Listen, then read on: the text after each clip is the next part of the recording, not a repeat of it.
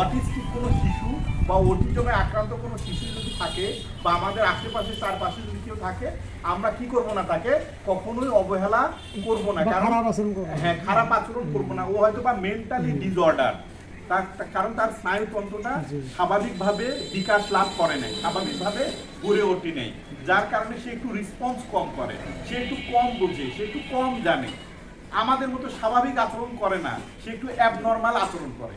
আমরা যেরকম নর্মাল আচরণ করি সে একটু অ্যাবনর্মাল আচরণ করে। এরকম আমাদের অনেকেই চারপাশে অনেকেই থাকতে পারে। আমরা হচ্ছে সচেতন হবো এই ব্যাপারে। এরকম কেউ যদি থাকে আমরা তার সাথে কখনোই খারাপ ব্যবহার করবো না।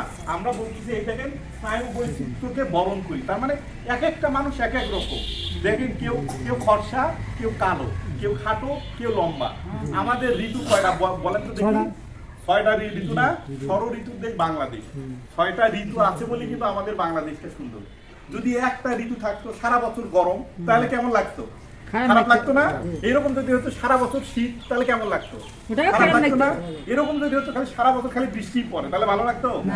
এই যে আমাদের সৃষ্টিকর্তা এইরকম আমাদেরকে বৈচিত্র্যপূর্ণ ভাবে সৃষ্টি করছে। কারো একটু বুদ্ধি কম, কারো একটু বুদ্ধি বেশি, কেউ ফর্সা, কেউ কালো, কেউ খাটো, কেউ লম্বা, অনেকে প্রতিবন্ধী, আবার অনেকে স্বাভাবিক। তো এইটাকে আমরা কি করব? এটাকে আমরা কখনোই অবহেলা করব না, অস্বীকার করব না। এইটা হলো সৃষ্টিকর্তার একটা মানে সৃষ্টি। এই বৈচিত্র্যটাকে আমরা কি করব? আমরা সকলে মেনে নেব এবং আমরা নিজেরা সচেতন হব, অন্যদেরকে সচেতন করব। আমাদের